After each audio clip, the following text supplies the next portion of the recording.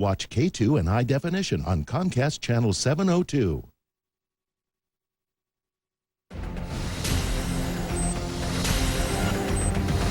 Tonight on Nightline, Into the Wild, an unprecedented journey to the Amazon in search of one of the most isolated tribes on the planet. First Contact. Dan Harris becomes the first journalist ever to meet a people living a forgotten way of life. Deep in the jungle, join us as we travel past poisonous snakes and blood-sucking bugs on the adventure of a lifetime. From the global resources of ABC News with Terry Moran, Martin Bashir, and Cynthia McFadden in New York City, this is Nightline, September 22nd, 2008.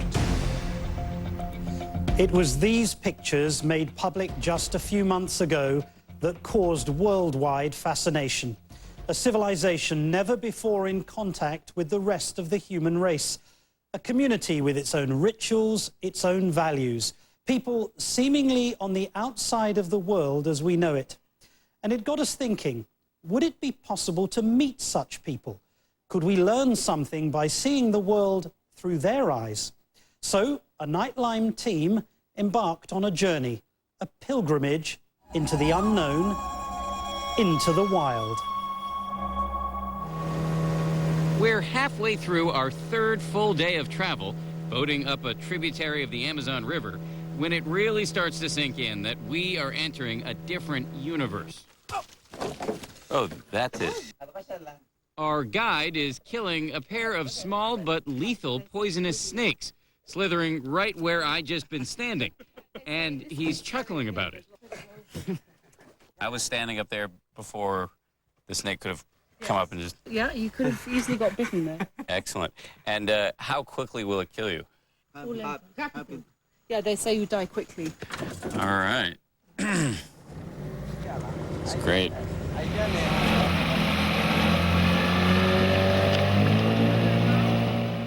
These men are taking us to a place no reporter has ever been before, to one of the most isolated spots on the planet. We're heading to the village of the Niue Indians, who for centuries had zero contact with the outside world. Now, however, they believe they are in grave danger.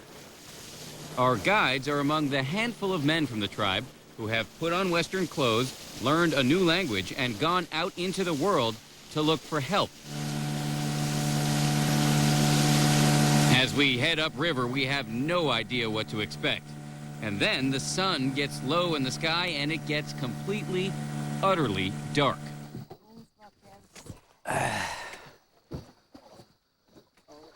We're here.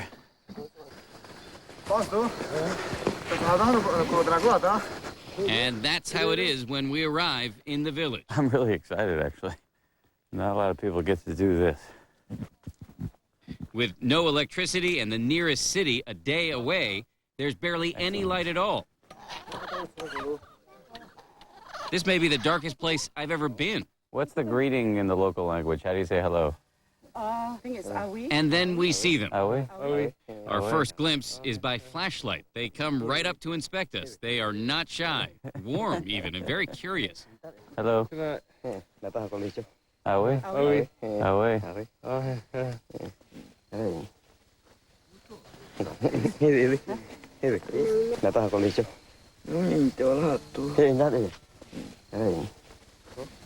They take us into one of their huts, give us some hammocks, and we try to get a few hours sleep.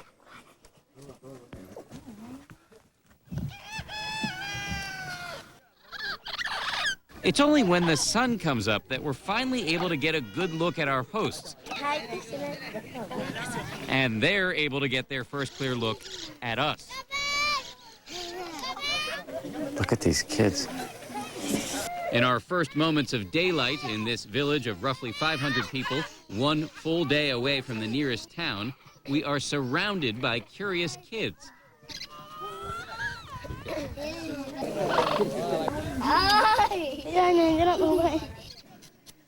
That's sugarcane they're carving and eating for breakfast.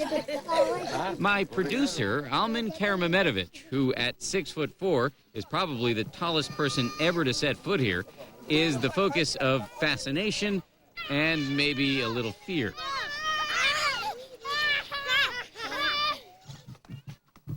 This is what their morning rush hour looks like. Men heading off to work in the forest, carrying bows and arrows in case they encounter a jaguar.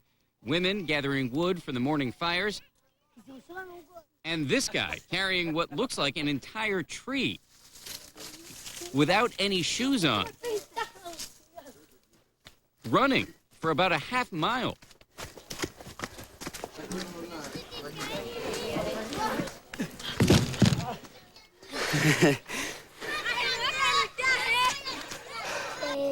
Inside one of the huge communal huts where everybody lives, I try to give people a sense of my country. Washington. Casablanca. They seem to be especially impressed with fight scenes from American television.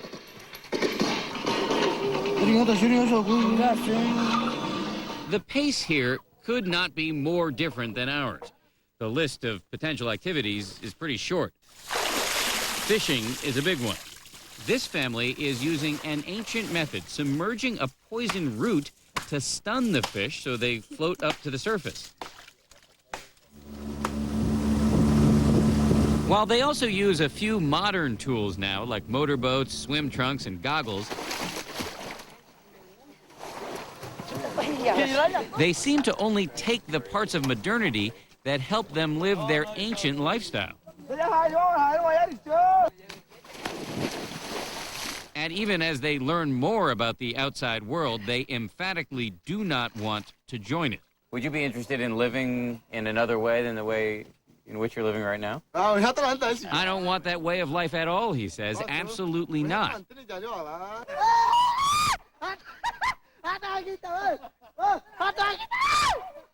It's amazing when they're fishing, when they see a fish, it's like the first time they've ever seen a fish. Fishing is their main source of sustenance and also entertainment.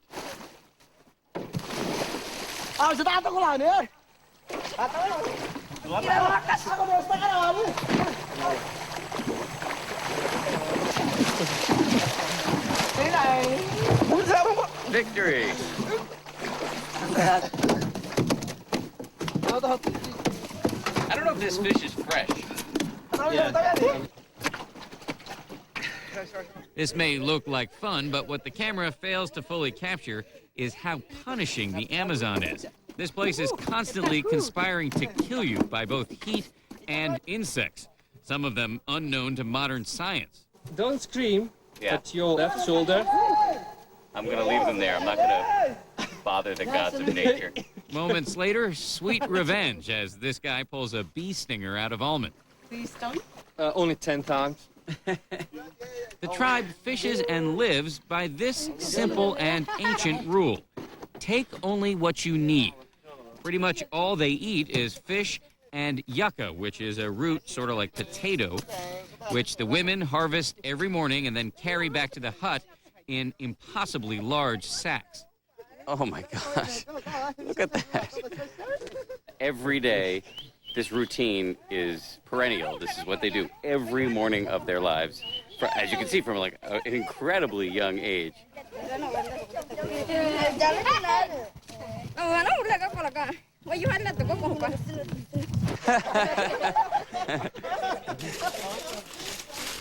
The guy who pulled the bee stinger out of almond, whose name is Mary Carasone, invites us into his family's hut for lunch. He clearly loves the food, even though it's the same thing every day. But honestly, to me, it tastes like cardboard. So to distract from the fact that I can't bring myself to eat, I ask an impertinent question. This is a sensitive question, but if you want to be alone with your wife, you want to be intimate with your wife, you're living in this room filled with people, how do you have privacy?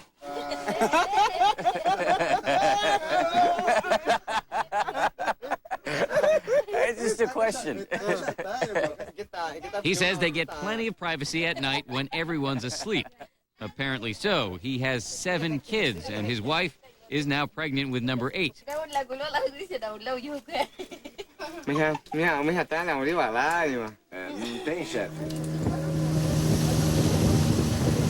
At this point in our stay with the tribe, we're feeling pretty good about how things are going.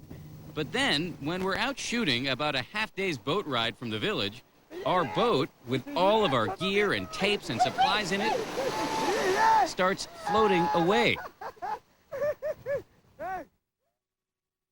When it comes to quitting smoking, are you a tortoise or a hare? If you're a tenacious tortoise determined to quit, take the first step. See your doctor and ask if prescription Chantix is right for you. The Chantix approach is a pill with a program. And take note, it's a non-nicotine pill. It helps keep nicotine from reaching key receptors in the brain. It can effectively reduce that urge to smoke. And because slip-ups happen, you can't have too much support. So include your doctor, friends and family, and consider Get Quit, a support plan for Chantix users. If you notice agitation, depressed mood, or changes in behavior that are not typical for you, or if you develop suicidal thoughts or actions, stop taking Chantix and call your doctor right away. Some patients have had these symptoms while taking or after stopping Chantix. Talk to your doctor about any history of depression or other mental health problems which may worsen while taking Chantix. Tell your doctor which medicines you're taking, as they may work differently when you quit smoking. Chantix dosing may be different if you have kidney problems. The most common side effect is nausea. Patients also reported trouble sleeping and vivid, unusual or strange dreams. Until you know how Chantix may affect you, use caution when driving or operating machinery. The quitting road isn't for sprinters, but stay with it. Studies show 44% were able to quit at the end of 12 weeks. So talk to your doctor about the benefits of quitting smoking and ask if Chantix is right for you. Shia LaBeouf and Mad Men's January Jones on an all-new Jimmy coming up on ABC. From the network behind Extreme Makeover Home Edition comes a new show where families' dreams come true. VIP backstage pass. Cruise to Italy. 1969 Camaro. ABC's Opportunity Knocks premieres tomorrow, 8/7 Central on ABC. When there's a fire, they're there. When someone is hurt, they soothe their pain. When your child goes to school, they build their future. Bill Sizemore's Measure 64 unfairly takes away the voice of our public servants. 64 would limit nurses from advocating for safer staffing, undermine firefighters' ability to help in emergencies, and make it harder for teachers to work together to improve our schools. Join Oregon's teachers, firefighters, and nurses and vote no on 64.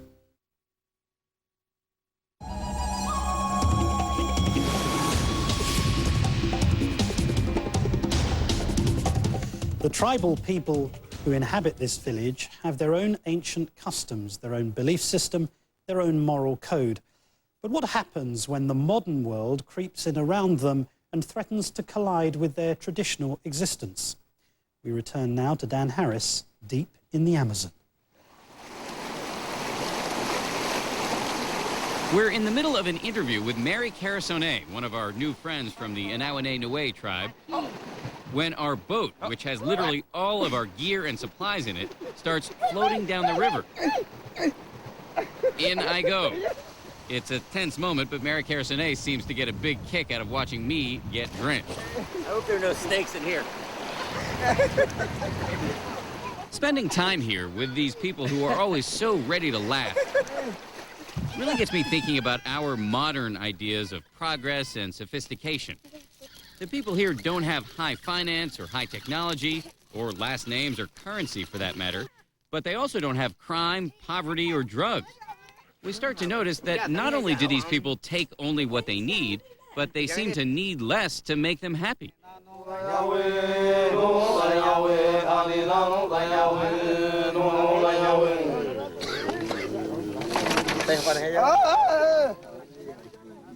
Their religion, which involves frequent, elaborate rituals, which we even saw them perform in the middle of the night,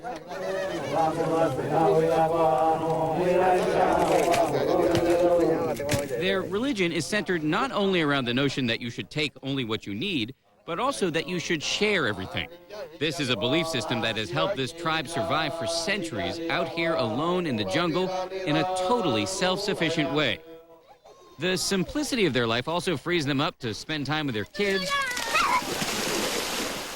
to enjoy their land, and to retain a real sense of playfulness. For example, here the men are teasing women who don't want to be on camera.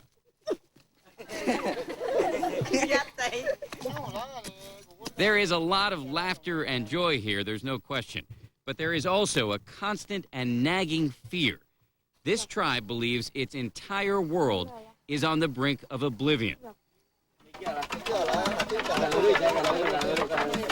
Anauane believe that when the world began, two groups of people emerged from a giant stone: the Indians and everyone else, who they call the whites. The Indians only took a stone axe and let the whites have technology and disease. Now, these two groups are colliding. As Mary Carasone shows us huge swaths of their ancestral land that have been destroyed by ranchers. So 5 years ago, there would have been big trees here? Big trees. It really hits me that the tribe's take only what you need philosophy is being crushed by our take all you want juggernaut. The older people in the tribe, like Mary Carasone's father-in-law, seem totally overwhelmed by this outside threat. This man has never left this village. In fact, until they made first contact with the outside world, he had almost no concept of what a tiny space this tribe occupies on our huge planet. It must have been an incredibly mind-blowing thing for him to have lived a big chunk of his life not knowing much about the outside world and having no contact, and then all of a sudden that changes in the 1970s. What really surprised and shocked us, he says, was the huge number of white people. There were so many of them. The next big shock was when we learned they were coming in to take our land. The big concern right now is that the tribe will no longer be able to fish because the government wants to build hydroelectric dams on their land that the tribe says will ruin their fishing grounds. Get Mary Carasone talking about these dams, and that happy glint he usually has in his eye disappears. If these dams are built, his way of life goes away. All of these people. They will kill the fish, they will kill the environment, they will destroy everything, he says, and it will mean that they want to kill us too as a people because we won't have anything left. It has now fallen to the younger generation here to learn the ways of the whites, leave the village, and fight back through thoroughly modern tactics like lawsuits and lobbying. But everyone here, no matter what the age, shares the concern. Without ever having spoken to scientists who study global warming, one of the tribal elders seems to have latched onto the idea that destroying the Amazon will kill not only the Indians, but everyone. If our land is destroyed, he says, and we can no longer maintain relations with the spirits, we will die, and you will die, and you will die. The difference is, you don't know it. Lest you think the Anauane are overreacting to this threat, we're told of tribes throughout the Amazon who are being slaughtered and driven off their land by ranchers, loggers, and miners. And the people here are aware of another tribe that is now literally down to its final 6 members. So we head deeper into the Amazon to find them. Bipolar disorder is challenging and can affect your job, family, and friends. For years, I had severe mood swings, racing thoughts, unusually high energy, and was extremely irritable. My doctor and I discussed my options. He prescribed Abilify. Abilify helps control symptoms of bipolar mania and reduce the risk of manic relapse. Request your free information kit. Call your doctor if you have high fever, stiff muscles, and confusion on Abilify, as these may be signs of a life-threatening reaction, or uncontrollable muscle movements, as these could become permanent. If you have diabetes or are at risk for it, your blood sugar should be monitored. High blood sugar has been reported with Abilify and medicines like it. In some cases, extreme high blood sugar can lead to coma or death. Elderly people with dementia taking Abilify have an increased risk of death or stroke. Call your doctor if you have unusual or worsening mood changes or thoughts of suicide. Other risks include dizziness upon standing, impaired judgment or motor skills, or trouble swallowing. Hundreds of thousands of patients have been prescribed Abilify. Ask your doctor if Abilify is right for you. Tomorrow, ABC brings the season's biggest new show right to your door. You just need to know everything about your family. What is the name of the girl your brother has a crush on? ABC's Opportunity Knocks premieres tomorrow, 8/7 Central on ABC. CEOs' salaries and benefits are getting fatter and fatter, while workers face soaring gas prices, foreclosures, and rising healthcare costs. The Employee Free Choice Act gives workers the freedom to form a union so they can earn better wages, retirement security, and healthcare coverage. Call Gordon Smith. Tell him to support the Employee Free Choice Act and stop siding with wealthy CEOs over working families. American Rights at Work is responsible for the content of this advertising. If you're an oil executive, you probably love him. But what about this family? What do they think of Gordon Smith's $18 billion in tax breaks for big oil? That's $19,000 for every Oregon family, or 407 bags of groceries, 298 tanks of gas, 2 years of college. This family could really use the help, but thanks to Gordon Smith, this one is getting it. The Democratic Senatorial Campaign Committee is responsible for the content of this advertising.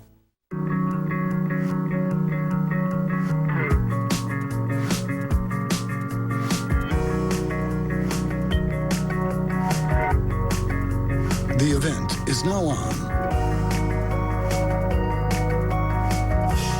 But it won't last forever. The Lexus Summer Sales Event, where you'll find the best values of the year now through September 2nd. Lease the 2008 ES350 for $379 a month for 36 months with $34.99 due at signing. I've been an Oregon law enforcement officer for 28 years. Frankly, I'm offended by the lies and innuendos from Gordon Smith's campaign. Jeff Berkley has been endorsed by the Oregon State Police Officers Association. He supported mandatory life imprisonment and doubling the statute of limitations for sex crimes. Jeff is a husband and father of 2 children. No one is more committed to keeping our family safe than Jeff Merkley. Gordon Smith, knock off the sleazy campaign. We deserve better. I'm Jeff Merkley, and I approve this message. Nightline continues from New York City with Martin Bashir. Theirs is a civilization on the brink of total collapse, driven to near extinction by ranchers hungry for their land. Just 6 members of this tribe remain, and even with the government's help, there's a chance that they won't be able to survive. Dan Harris now with a civilization in peril. So after several days with the Inaune tribe, we head deeper into the jungle, past these entry prohibited signs. Cobre. Peligroso. So now we're hiking through the rainforest to go see another tribe, an example of what happens when a tribe is pushed all the way to the edge of extinction. Down this path are the last of the Akunsung. We're close.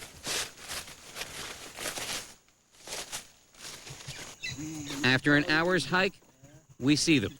Oh, okay. Hi, my name is Dan. Dan. Are you a doctor or a shaman? No. No, I'm not a doctor.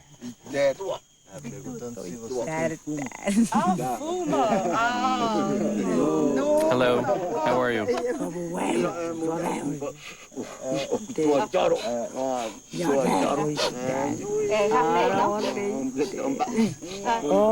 I could understand what she was saying. It's really incredible when you think about it, right? This was once a civilization. It has its own religion, its own language, its own names for the stars in the sky, and now it's down to this. 6 people and a couple of houses. That's it. That's all that's left. There will never be another generation of the Akunsung. There are only 2 men and 4 women left, some of them quite old. Essentially, it's genetically impossible for this tribe to survive. The government official who has taken us in to see the Akunsung was the person who made the first contact with them about a decade ago. Even he only speaks snippets of their language. Hello. No one really speaks it except these people. He tells us that from what he's been able to piece together, these people are the only survivors of a massacre by local ranchers who wanted their land. Do we know how he got that exactly? It's lead shot. Lead shot. Looks like we have permission to go in. Go ahead. As the last of the Akunsung take us inside one of their huts, the chief plays us this mournful song on his homemade flute. And it strikes me that this is perhaps his most eloquent means of telling his story, given that his language will soon be dead. And it sinks in that what we are watching here in real time is a human extinction.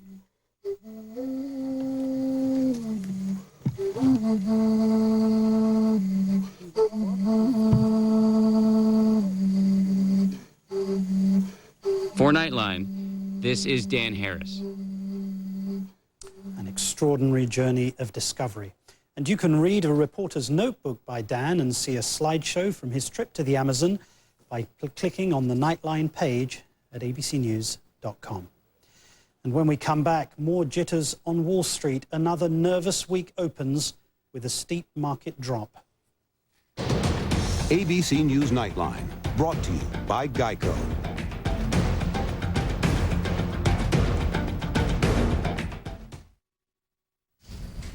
You can get a free rate quote online or over the phone.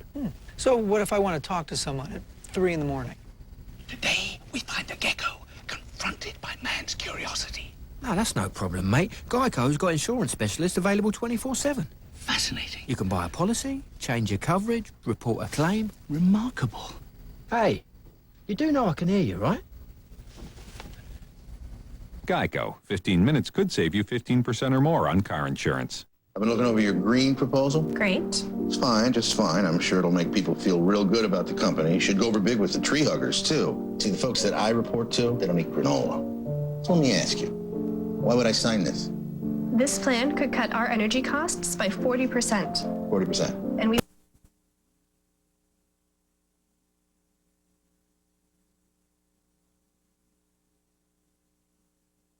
schools and pediatric groups are recommending new marketing standards.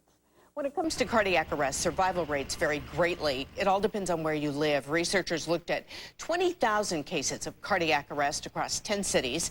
They found survival rates vary depending on where a patient lived. Doctors say it has to do with differences in the local approach to emergency response. They say communities may need to train more of the public to recognize and respond to medical emergencies, and others may need to focus on improving their local hospitals' emergency response. Women with early-stage breast cancer may be able to shorten their time in treatment. Researchers in Canada studied more than 1,000 women who found their disease early. Half received traditional radiation over a 5-week period. The other half had accelerated treatment, higher doses over 3 weeks' time. They found recurrence rates over 10 years were roughly the same for the two groups. How the chicken crossed the road very fashionably. Next, why this chicken is sporting a spiffy striped coat.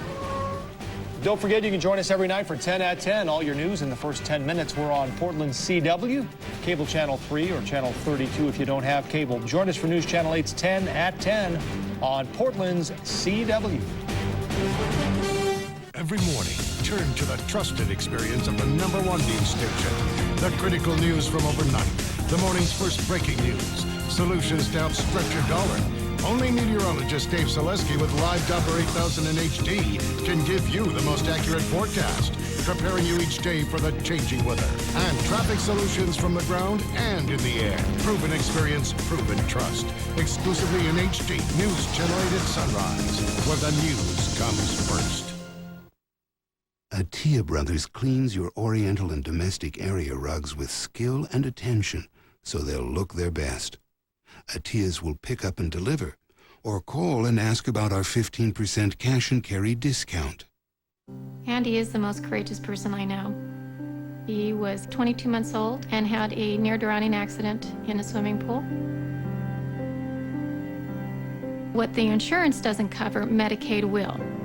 President Bush tried to cut Medicaid services, and Gordon Smith stood up to him.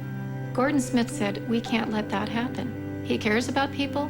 He cares about Oregonians. He was there for us when we needed it. I'm Gordon Smith, and I approve this ad. When there's a fire, they're there. When someone is hurt, they soothe their pain. When your child goes to school, they build their future. Bill Sizemore's Measure 64 unfairly takes away the voice of our public servants. 64 would limit nurses from advocating for safer staffing. undermine firefighters' ability to help in emergencies, and make it harder for teachers to work together to improve our schools. Join Oregon's teachers, firefighters, and nurses and vote no on 64. A few years ago, bad weather wiped out our crops. We nearly lost the family farm. It was a struggle to pay the bills, but we pulled together as a family and we made it through. That's why we understand what a lot of Oregon families are going through right now.